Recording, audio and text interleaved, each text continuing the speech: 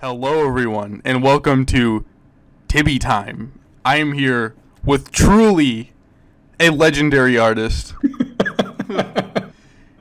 As you know him, Tabuley. My first question for you is, Yeah. where did you get your name from? What inspired it?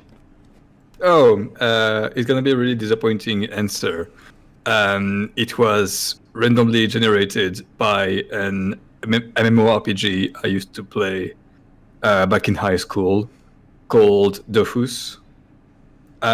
If you know Wakfu, it's like a game that comes before Wakfu that's from the same universe. And at some point, it added some option to like make randomly generated names. And at some point, it gave me this, and I kind of liked it. And I used it a couple of years later to create an FA account, mostly for not safe for work, and that's it.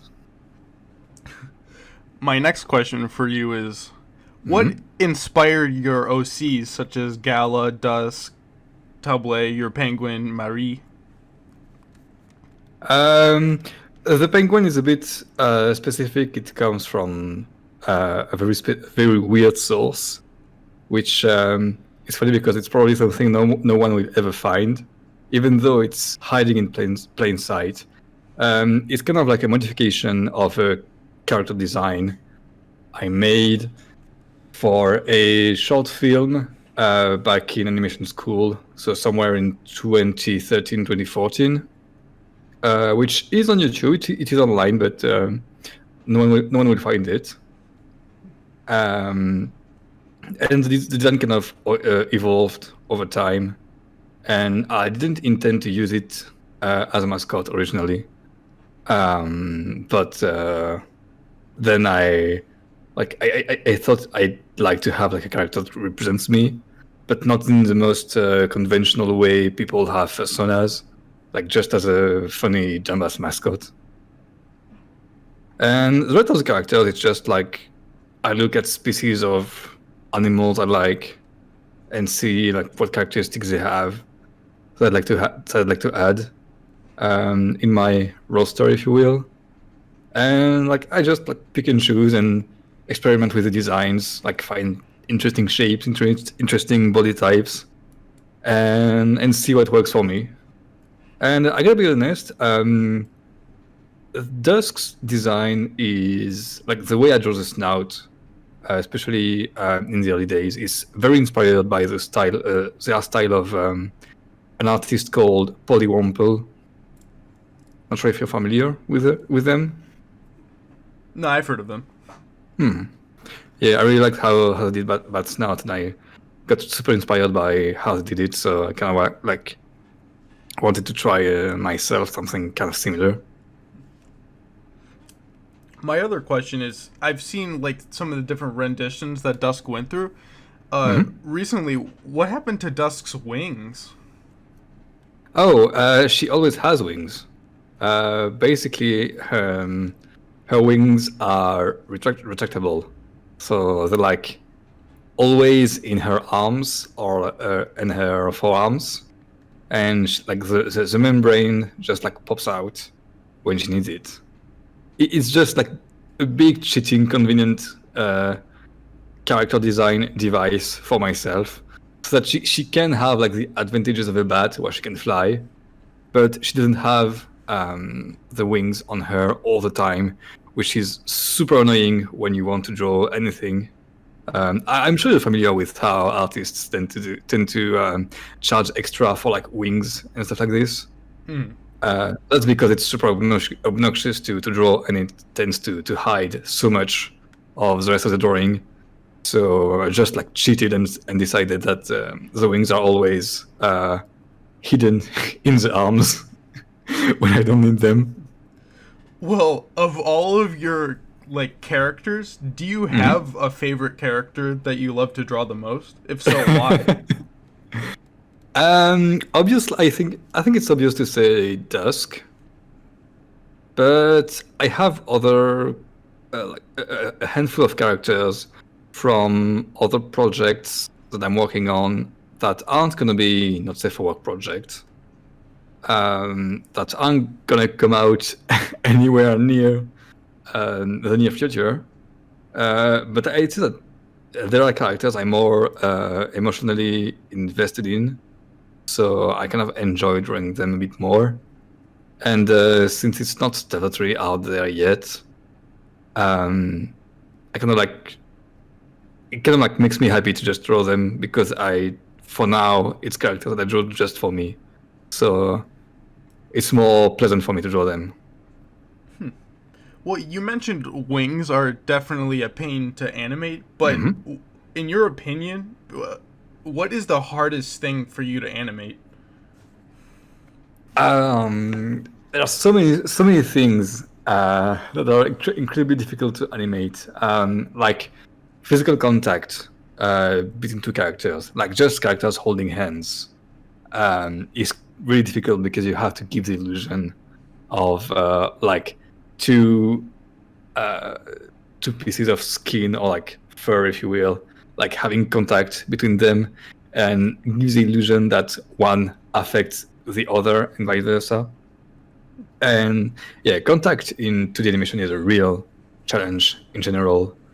Other challenge is anything that moves really slowly, because it requires a lot of drawing for a very short movement. And as a result, you also have to be more demanding with how you respect your volumes in animation.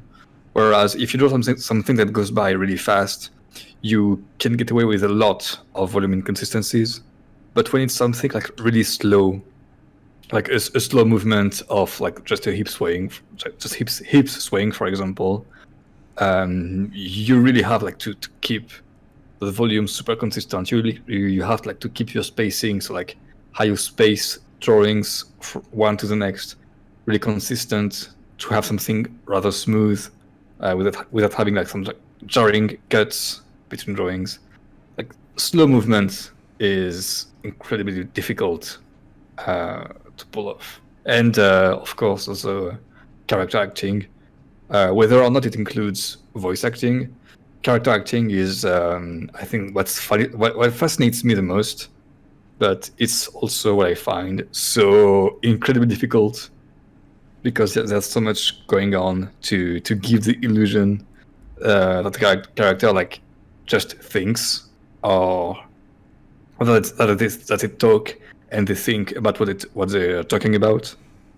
Like there's so many intricacies going on in that, and I really love working on that, but it's also incredibly draining because of how demanding it is on a technical level. But yeah, that's a few of the things that I think are the most difficult for me. You just You just briefly touched on this, but do you prefer to have voice acting in your videos, or do you prefer just to have like text? I prefer having voice acting, but it does take an incredible amount of time. Like it adds a whole layer of technical difficulties to the making of the animation, you know, because I can't commission the voice acting and get it like just the day after. Voice actors have several clients, they have several projects that they're working on, so I can't expect to receive the voices as soon as I need them. So just for that, I need to like organize the pipeline kind of in the way I work, so that I can like send the requests for the voices, and in the meantime, I still have something to work on, and just that is kind of like not the easiest to work with. But still, like I prefer the result with voice acting. I feel like it feels like more like a real cartoon. But it's such a it's such a huge sacrifice of time and effort to get there.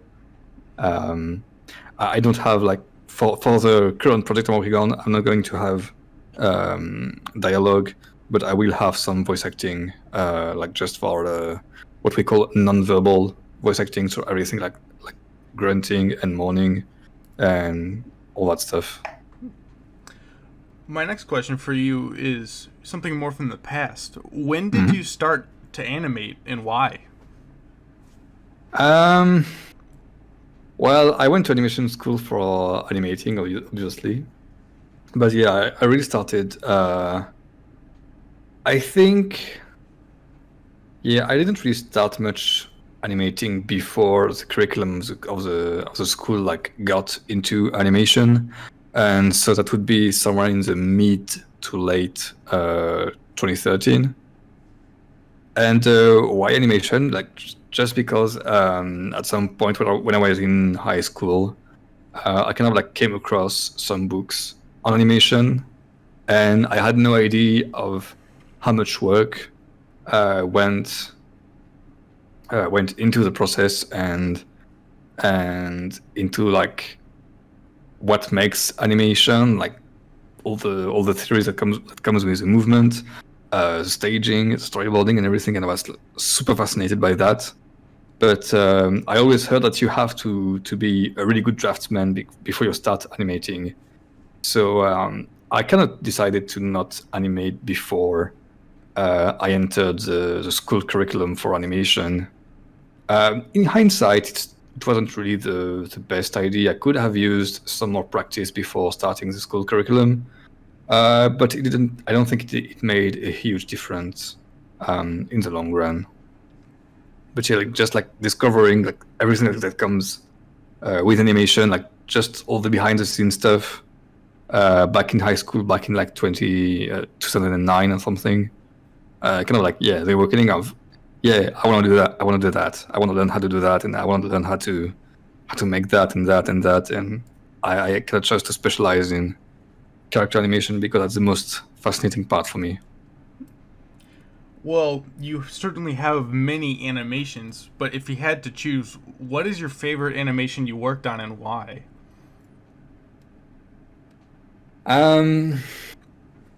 Favorite animation I worked on, I would say probably the Dragon Slayer one. I mean, the one where they play D&D, I think was kind of funny. Even though it doesn't have voice acting and sound.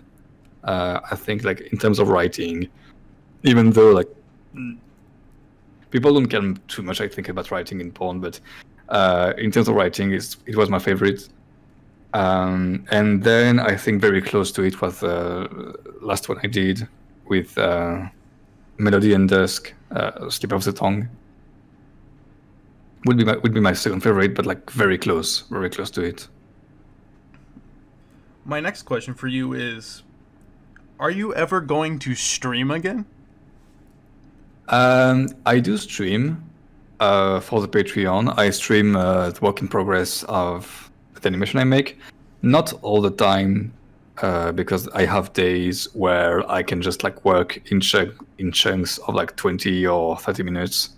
I don't want to turn on the stream and like send a notification for its stream. So it's gonna be just 20 or 30 minutes. It's not really interesting, I think, for people. But I stream from time to time on my progress for the Patreon exclusively. But I might, stream again publicly, but not Patreon related stuff. And not necessarily only on Pigato. Maybe there's stuff that I'm going to do on Twitch in the future. Speaking of that, you just mentioned a little bit about Patreon, but would you like to explain a little bit more about your Patreon, just in case anyone listening that hasn't already supported you wants to? Oh, okay. Well, basically, I make not safe for work animations. Sometimes it's like really short cycle animation. Sometimes it's like a full-blown 2 or 3 minute animation with like a bit of story, with like voice acting and everything. And basically, the Patreon is just the way I finance it by giving early access to the animations, or for like the higher tier, giving like a behind-the-scene look as I'm making the animation with like work in progress files, not files, just videos. I don't give away the files of what I'm working on, but work in progress videos, work in progress like pieces of storyboard, like showing how It goes from rough animation to clean animation, and then colors, and then special effects, and then everything that comes with it. And yeah, I use just Patreon to kind of like finance that and give people an early access look at that, and an exclusive access look at all the behind the scenes stuff for those who are interested in that. My next question is, you did mention it a little bit on Twitter, like a few sneak peeks, but would you care to indulge us on what you're working on currently? Oh, well, I think the few sneak peeks kind of speak for themselves. But yeah, it's again an animation where we're going to see the demonic book that Dusk has, which I think is a very convenient storytelling device, which I like because I can get away with a lot of bullshit with that. And she is going indeed, like a lot of people have already guessed from the previews I've showed. She's going to summon some kind of doppelganger of herself, but like a demonic form, and she's going to like have fun with that. I leave it at that. I won't say much more. My next question is, I noticed that you, well, like on like Pornhub and other like websites like that, how shocking was it to see your work just uploaded without you even knowing it? Not really shocking, you know. Like I expected it. Like I'm not new to the internet, of course, and even back when I created Tabuley on FA, which was like the first instance of that name being used for me back in 2011, I already had a good grasp of what the internet usually does. So I expected my work to be uploaded everywhere else. I was surprised by the numbers it could pull on some videos on Pornhub, but yeah, I mean, for me that was just like, you know, like disappointed but not surprised. Would you ever think about uploading them there yourself? I do now. The newer stuff I upload on Pornhub myself, except for the last few cycle animation because they're so short. I don't think they're worth uploading on Pornhub. You've been animating for quite some time now. I know you draw more NSFW stuff, but have you ever thought of like working for a studio or anything like of the sorts? I used to work for studios. I used to work in TV animation from early 2016 until late 2017. So close to 2 years, but not even full time, honestly. But to be honest, I really didn't enjoy my time in the industry too much. I liked the people I worked with. People who work in animation are really pleasant to work with and to chat with. And since we almost all come from a kind of a creative background, we always have a lot in common, without being like everyone like being a clone of each other. But the conditions of the animation industry, at least the way I experienced it, weren't great. I'll be honest, the pay wasn't great for how much time you had to spend through animation school and how much work was asked of you. And yeah, the work was kind of depressing because you're just like making 8 seconds of animation per day for a really simple kids show that has to be like the most bland thing you can imagine, and the safest thing you can imagine to make it be exported then to like 16 countries or whatever. And yeah, honestly, it was incredibly boring and incredibly draining too, because every animation studio work in an open space plan, and I absolutely hate open spaces. I cannot work efficiently in open spaces, and like at the end of the day, I am completely exhausted, and just like the last 2 hours usually are hell because I can't focus, but I have work to do, and I really didn't enjoy my time in the industry. I think really isn't worth it for me. And now seeing how comfortable I can be in terms of my working conditions and the money I make through Patreon, I have no intention in the short run to go back to an industry job, honestly. Well, you certainly have experience in the animation field. Do you have any advice for any new or up and coming animators, or even some experienced ones at that?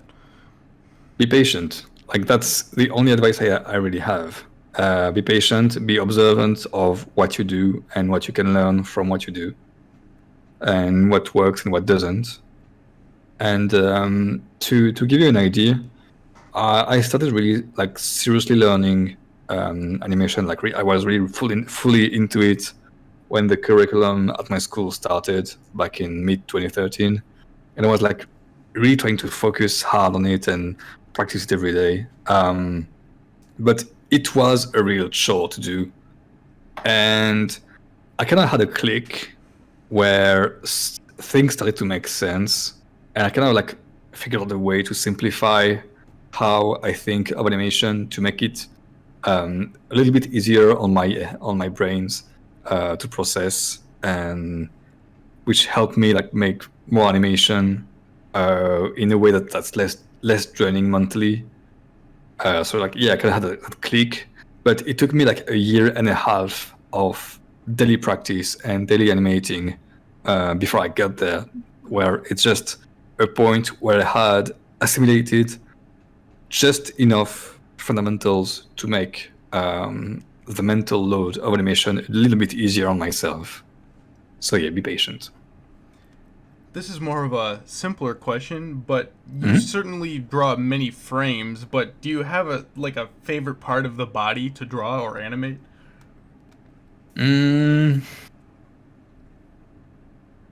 I don't like to draw hands, but I like to animate hands. I like how much mannerism you can translate just through hand movements. But yeah, I always struggle to like get the hand to look right in volume because it has to be consistent with everything else. But animating hands is pretty interesting, and faces too, for the same reasons. It's kind of the same. Like it's always tough to draw because it has to be consistent again between drawings, but it's still super interesting to animate. Like it's always a focus of the eyes. It's always like the first read that you get on the expressions, and I think it's very enjoyable to like start animating a face and then acting, and get to a point where you actually get to the impression you wanted to give. My next question is... That I really enjoy. Oh, sorry. I noticed you're very experienced, but do you have like an ultimate goal with your art? If so, what is it? Ultimate goal, yeah. I have some animation projects I want to put together and like really produce, but I like it's stuff that's I think way too ambitious for me to make on my own.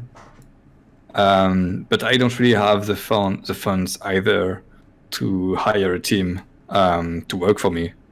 So my goal would be to kind of get there and get to a point where I can make in a sustainable way some other safer work projects that I've been working with in my head, and like just script forms and rough design forms since at least 2014 or 2015. I noticed on one of your Twitter posts that you said it was interesting to start working with others again. Was it a lot of fun working with others again, or was it a little bit hard in the transition?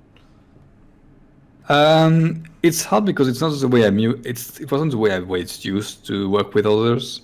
In the industry, like when you're just an animator, you just I'm kind of like dramatizing here, of course, but you could just like a pawn. In the process, you're just like one in a team of like 20 or 30 people. So like you receive an amount of work to be made, and you have to try to make it by the end of the week. and then you receive the retakes, so you have to fix a bunch of stuff again, and by the end of another deadline. So that's like the extent of how working with people is as an animator in the animation industry.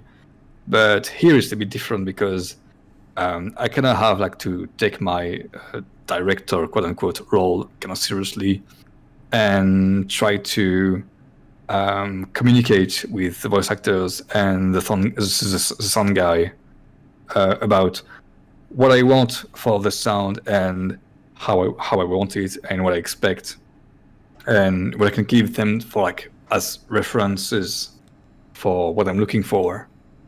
And it's a much more interesting process, I think, compared to like just being given a task and doing the task when I was in the industry. But it's also it feels like it's something that's more of an art and less of a science, and it's something I have fun trying to learn. Even though I don't know if I'm really good with it yet, but I'm just trying, and it's interesting. Like there's no other way to put it, because I feel like I'm learning a lot by working like this. Which one do you find more harder to coordinate, voice acting or sound design? I'm gonna say voice acting, because it's hard to really give direction on the like inflections I'm looking for. Like in some cases, for some shots, I have a very specific idea in my head of how a character should talk, or like what kind of inflections they should have, and I try my best to express that through writing, although it doesn't always come across. And honestly, I'm not going to. I mean, don't take it as me throwing the voice actors under the bus. On the contrary, they've been amazing with me. I think I've been very lucky with people I've had the opportunity to work with. And like just finding out how difficult it is to express exactly what you're looking for is a skill to be learned within itself.